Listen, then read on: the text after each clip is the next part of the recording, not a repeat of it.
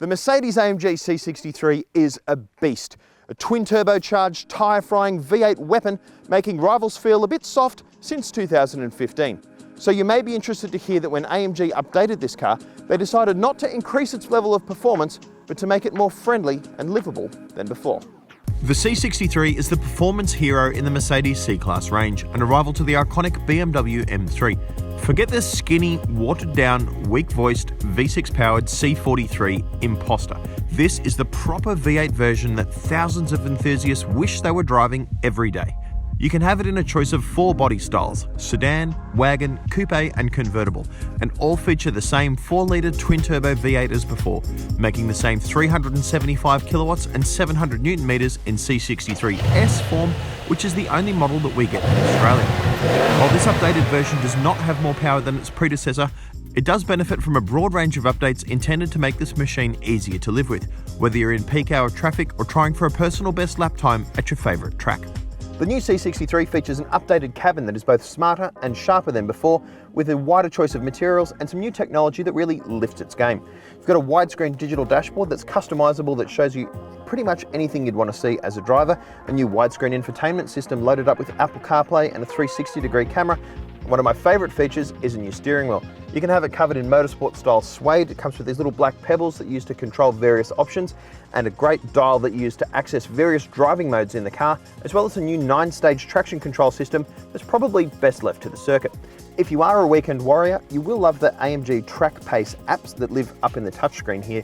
You can download your favourite circuit and it'll give you sector times and lap times and cool stuff like that, and even project vital driving info such as when to brake up onto the heads-up display system. It's a little bit like playing Gran Turismo or Forza Motorsport with a guided line setting on. It shows you when to brake to make the most of your track experience. Now, unfortunately, this stuff isn't available in Australia quite yet, but AMG has to go on a mission to download some data from some of the best racetracks in the country, Bathurst, Phillip Island and the Bend, so that customers can benefit from this. I'll volunteer to help out if they need it.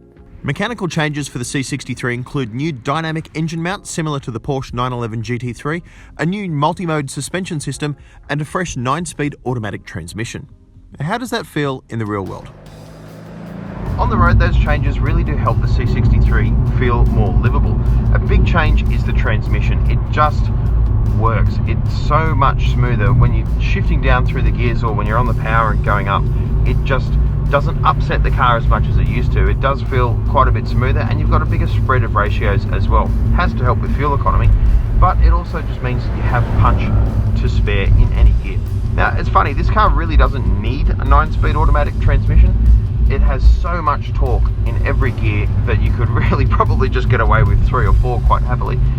But I'm not complaining that it does have them, because it feels amazing to just stay on the throttle and fire the gears of the car. Those changes have made the car more livable than before. Really, a lot of it comes down to the driveline. The car feels much smoother and less frenetic, less angry. A criticism of the current C63 is that it was always on, and the car didn't really have an off switch, that it was just a really full-on experience, pretty much regardless of the circumstances. That's not necessarily the case now. I'd say it still has a fairly sharp ride. We've been driving on smooth roads today, and you can still feel bumps and things come through to the cabin quite markedly. I think on Australia's much worse roads, you are still going to feel a bit of a battering, but it is better than before. Another really impressive element of the C63 surrounds its driver aids, which are now in line with the E-Class and S-Class limousines. You know, you can put it into the right mode and it will just drive for you. You do need to keep an eye on it, of course, but even when it does tell you to put your hands back on the wheel, all you need to do is touch one of these little black pebbles on the steering wheel and it just resumes service as prescribed. That is the beauty of this sort of vehicle. Traditionally, there have been cars that business people would drive from Monday to Friday, take them to work, slog through the traffic, and then really enjoy them, perhaps on weekends, perhaps do a track day or something like that, or just go for a bit of a lash on a Sunday morning. Certainly the C63 is great at that. The heart of the C63 and its core appeal remains that mighty engine. It goes hard, sounds magnificent, and gives you a special feeling every time you press the starter button. Capable of propelling the coupe to 100 k's in just 3.9 seconds before reaching a top speed, limited to 290 kilometers an hour, the 4-litre V8 really is a magic power plant. And to truly test its potential, we've got to take it to the track. Apologies for the mask and everything. It's something that they require of the track here.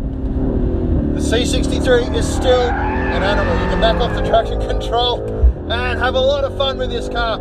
I love this multi-mode traction control system. It really lets you have a good play with the vehicle. I'll give it a bit of a tweak here. That is so much fun. This thing is a beast. It's a very rear-wheel drive vehicle. You can really steer the C63 on the throttle, which is one of the key attributes of this car. AMG knows it. They've resisted the move for four-wheel drive that they've used on the E63 and some other cars because they know they know how much fun customers have with this car. It's a bit of a hooligan's car, the C63. It always has been, and that's definitely still the case now. However, you don't need to be a driving god to make the most of its skills.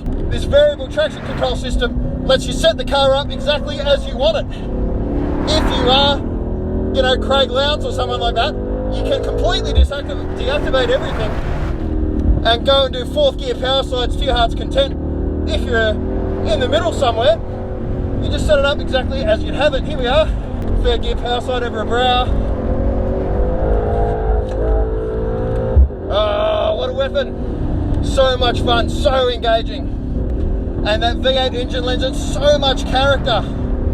You know, I really feel like the key rivals to this car, Audi RS4 and the BMW M4, lost a lot of their character recently with a switch to six-cylinder engines. Not the case at all with the C63. It is still an absolute weapon on the track. It is still such a visceral, engaging car that you can't help but love.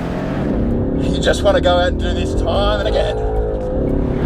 You know, in many ways, technology can hold drivers back and limit the fun in cars, but this multi-mode traction control system, it's just another level. Brilliant, brilliant stuff. It really does add a lot to the driving experience of the C63.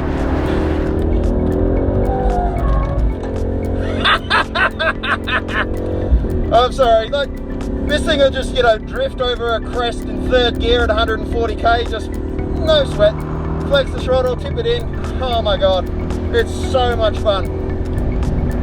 It's key to the appeal of this car. It's just a larrikin, it's a big-hearted brute, and it is just so much fun. That is no bad thing at all. The new AMG is expected to arrive locally around August or September, costing a few $1,000s more than its predecessor. That's not such a bad thing. It's still a beast to drive, one that's more accessible and livable than before.